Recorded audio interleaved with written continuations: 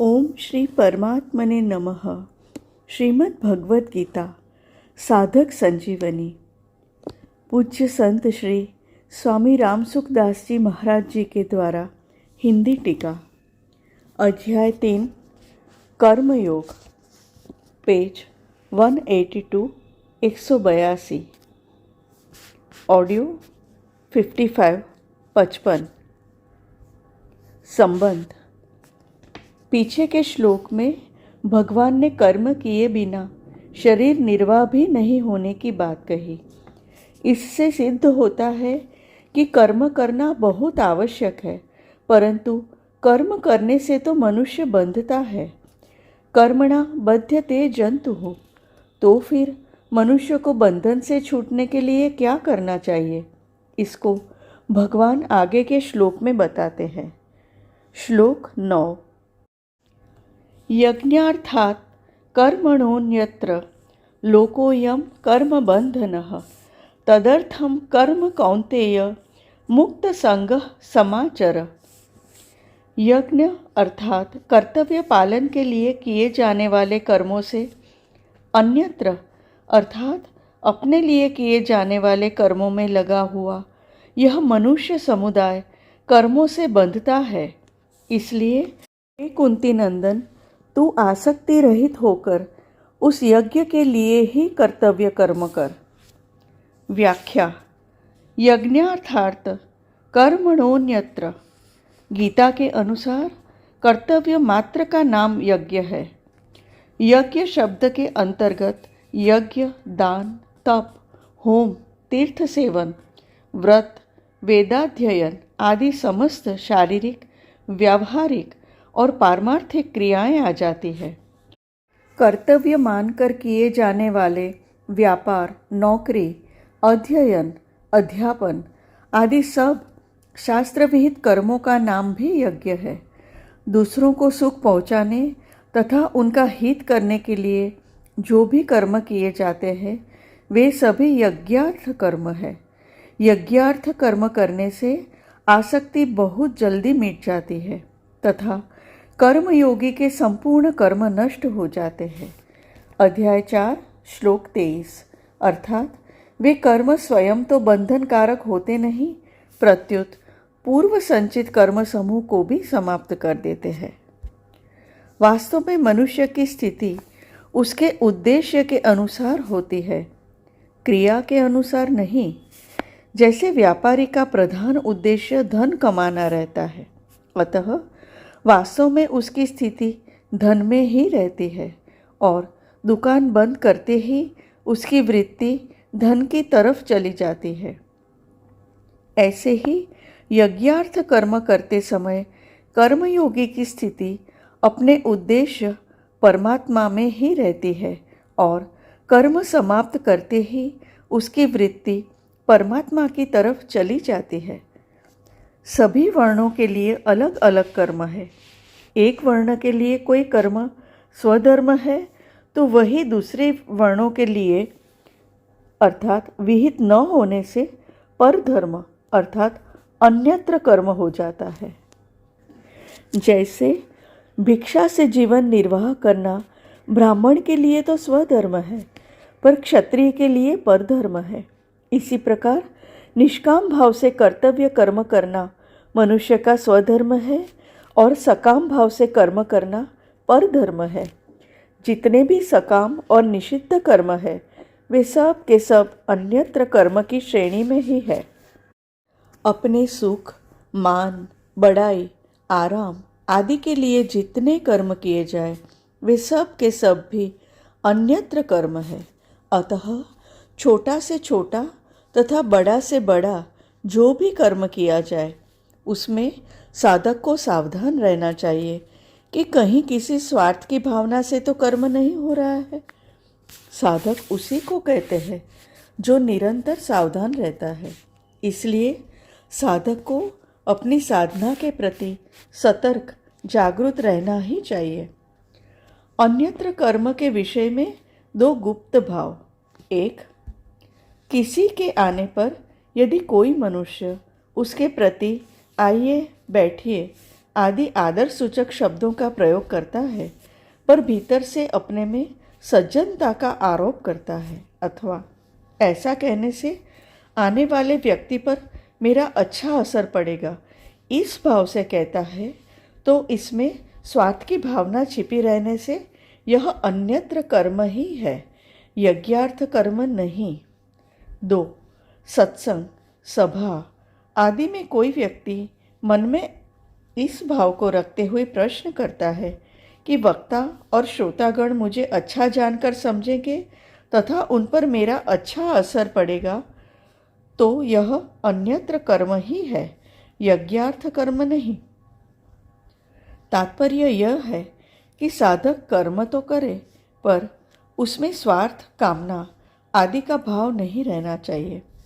कर्म का निषेध नहीं है, प्रत्युत सकाम भाव का निषेध है।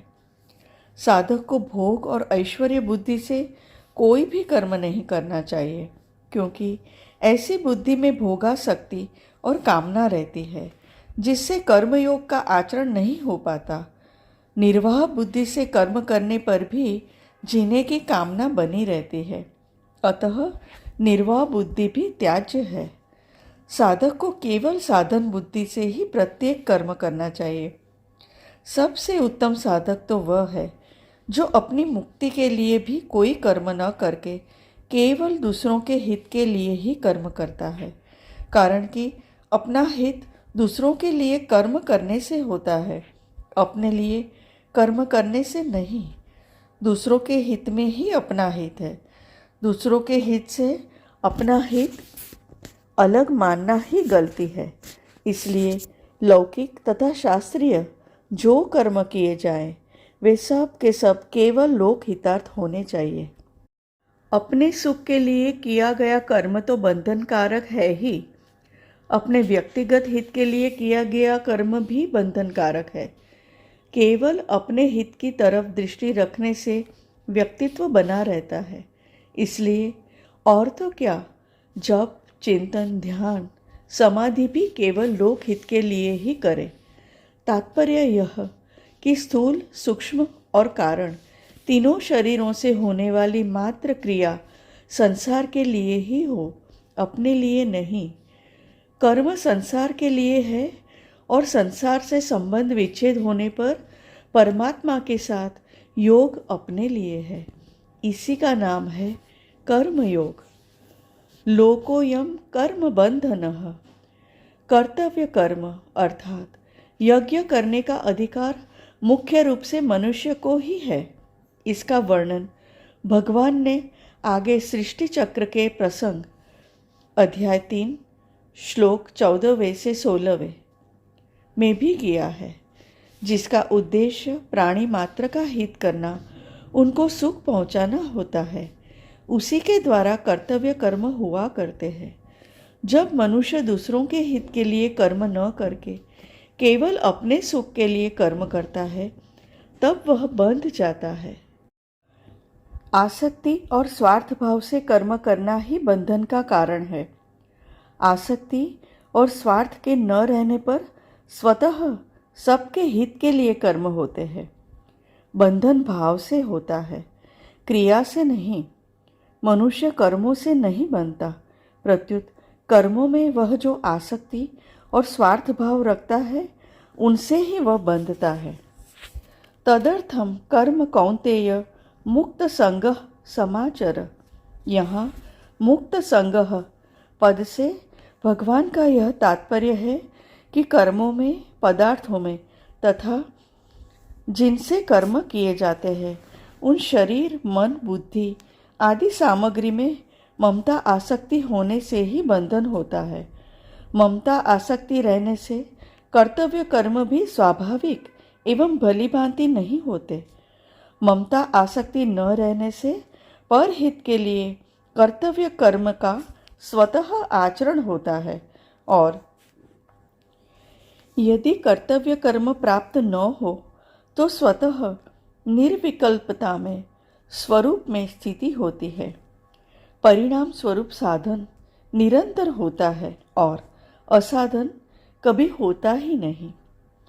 आलस्य और प्रमाद के कारण नियत कर्म का त्याग करना तामस त्याग कहलाता है। अध्याय 18 श्लोक 7। जिसका फल मूढ़ता अर्थात मूढ़ योनियों की प्राप्ति है। अज्ञानम तमसः फलम। अध्याय 14 श्लोक 16। कर्मों को दुख रूप समझकर उनका त्याग करना राजस त्याग कहलाता है। अध्याय 18 श्लोक 8वां। जिसका फल दुखों की प्राप्ति है। रजसस्तु फलम दुखम। अध्याय 14 श्लोक 16।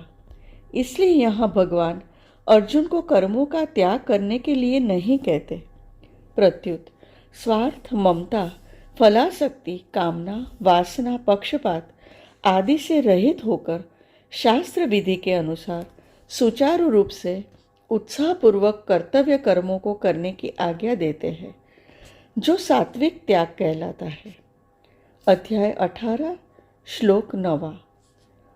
स्वयं भगवान भी आगे चलकर कहते हैं कि मेरे लिए कुछ भी करना शेष नहीं है, फिर भी मैं सावधानी पूर्वक कर्म करता हूँ।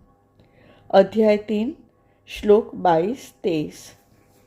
कर्तव्य कर्मों का अच्छी तरह आचरण करने में दो कारणों से शिथिलता आती है। एक, मनुष्य का स्वभाव है कि वह पहले फल की कामना करके ही कर्म में प्रवृत्त होता है। जब वह देखता है कि कर्म योग के अनुसार फल की कामना नहीं रखनी है, तब वह विचार करता है कि कर्म ही क्यों करूं। 2, कर्म आरंभ करने के बाद जब अंत में उसे पता लग जाए कि इसका फल विपरीत होगा, तब वह विचार करता है कि मैं कर्म तो अच्छा से अच्छा करूं, पर फल विपरीत मिले तो फिर कर्म करूं ही क्यों। कर्मयोगी न तो कोई कामना करता है और न कोई नाशवान फल ही चाहता है। वह तो मात्र संसार का हित सामने रखकर ही कर्तव्य कर्म करता है। अतः उपर्युक्त दोनों कारणों से उसके कर्तव्य कर्म में शिथिलता नहीं आ सकती। मार्मिक बात, मनुष्य का प्रायः ऐसा स्वभाव हो गया है कि जिसमें उसको अपना स्वार्थ दिखाई देता है, उसी कर्म को वह बड़ी तत्परता से करता है, परंतु वही कर्म उसके लिए बंधनकारक हो जाता है। अतः इस बंधन से छूटने के लिए उसे कर्मयोग के अनुसार आचरण करने की बड़ी आवश्यकता है। कर्मयोग में सभी कर्म केवल दूसरों के लिए किए जाते हैं, अपने लिए कदापि नहीं। दूसरे कौन कौन है, इसे समझना भी बहुत जरूरी है। अपने शरीर के सिवाय दूसरे प्राणी पदार्थ तो दूसरे हैं ही, पर ये अपने कहलाने वाले स्थूल शरीर, सूक्ष्म शरीर अर्थात इंद्रियां, मन, बुद्धि, प्राण और कारण शरीर अर्थात जिसमें माना हुआ अहम है, भी स्वयं से दूसरे ही है। कारण कि स्वयं अर्थात जीवात्मा चेतन परमात्मा का अंश है और ये शरीर आदि पदार्थ जड़ प्रकृति के अंश है। समस्त क्रियाएं जड़ में और जड़ के लिए ही होती है। चेतन में और चेतन के लिए कभी कोई क्रिया नहीं होती। अतः करना अपने लिए है ही नहीं, कभी हुआ नहीं और हो सकता भी नहीं। हाँ, संसार से मिले हुए इन शरीर आदि जड़ पदार्थों को चेतन जितने अंश में मैं, मेरा और मेरे लिए मान लेता है, उतने अंश में उसका स्वभाव अपने लिए करने का हो जाता है। अतः दूसरों के लिए कर्म करने से ममता, आसक्ति सुगमता से मिट जाती है। शरीर की अवस्थाएं अर्थात बचपन, जवानी आदि बदलने पर भी मैं वही हूँ, इस रूप में अपनी एक निरंतर रहने वाली सत्ता का प्राणी मात्र को अनुभव होता है। इस अपरिवर्तनशील सत्ता अर्थात अपने होनेपन की परमात्मा तत्व के साथ स्वतः एकता है और परिवर्तनशील शरीर, इंद्रियां, मन, बुद्धि आदि के संसार के साथ स्वतः एकता है। हमारे द्वारा जो भी क्रिया की जाती है वह शरीर इंद्रियों आदि के द्वारा ही की जाती है, क्योंकि क्रिया मात्र का संबंध प्रकृति और प्रकृतिजन्य पदार्थों के साथ है, स्वयं अर्थात अपने स्वरूप के साथ नहीं। इसलिए शरीर के संबंध के बिना हम कोई भी क्रिया नहीं कर सकते। इससे यह बात निश्चित रूप से सिद्ध होती है कि हमें अपने लिए कुछ भी नहीं करना है। जो कुछ करना है संसार के लिए ही करना है, कारण कि करना उसी पर लागू होता है जो स्वयं कर सकता है। जो स्वयं कुछ कर ही नहीं सकता, उसके लिए करने का विधान है ही नहीं। जो कुछ किया जाता है संसार की सहायता से ही किया जाता है, अतः करना संसार के लिए ही है। अपने लिए करने से ही मनुष्य कर्मों से बंधता है। यज्ञार्थात कर्मणोऽन्यत्र लोकोऽयं कर्मबन्धनः। विनाशी और परिवर्तनशील शरीर, इंद्रियां, मन, बुद्धि आदि के साथ अपने अविनाशी और अपरिवर्तनशील स्वरूप का कोई संबंध नहीं है। इसलिए अपना और अपने लिए कुछ भी नहीं है। शरीर आदि की सहायता के बिना हम कुछ नहीं कर सकते, इसलिए अपने लिए कुछ भी नहीं करना है। अपने सत स्वरूप में कभी कोई कमी नहीं आती और कमी आए बिना कोई इच्छा नहीं होती, इसलिए अपने लिए कुछ भी नहीं चाहिए। इस प्रकार जब क्रिया और पदार्थ से सर्वथा संबंध विच्छेद हो जाता है, अर्थात जो वास्तव में है, तब यदि ज्ञान के संस्कार है तो स्वरूप का साक्षात्कार हो जाता है, और यदि भक्ति के संस्कार है तो भगवान में प्रेम हो जाता है। परिशिष्ट भाव। मनुष्य कर्म करने से नहीं बनता, प्रत्युत अन्यत्र कर्म करने से अर्थात अपने लिए कर्म करने से बनता है। अध्याय 3 श्लोक 13। अतः यज्ञार्थात कर्मणोऽन्यत्र लोकोऽयं कर्मबन्धनः। पदों का तात्पर्य है अपने लिए कुछ नहीं करना है। मनुष्य कर्म बंधन से तभी मुक्त हो सकता है जब वह संसार से मिले हुए शरीर, वस्तु, योग्यता और सामर्थ्य अर्थात बल संसार की ही सेवा में लगा दे और बदले में कुछ न चाहे, कारण कि संसार हमें वह वस्तु दे ही नहीं सकता जो हम वास्तव में चाहते हैं। हम सुख चाहते हैं, अमरता चाहते हैं, निश्चिंतता चाहते हैं, निर्भयता चाहते हैं, स्वाधीनता चाहते हैं, परंतु यह सब हमें संसार से नहीं मिलेगा, प्रत्युत संसार के संबंध विच्छेद से मिलेगा। संसार से संबंध विच्छेद के लिए यह आवश्यक है कि हमें संसार से जो मिला है उसको केवल संसार की ही सेवा में समर्पित कर दें। हरि ओम।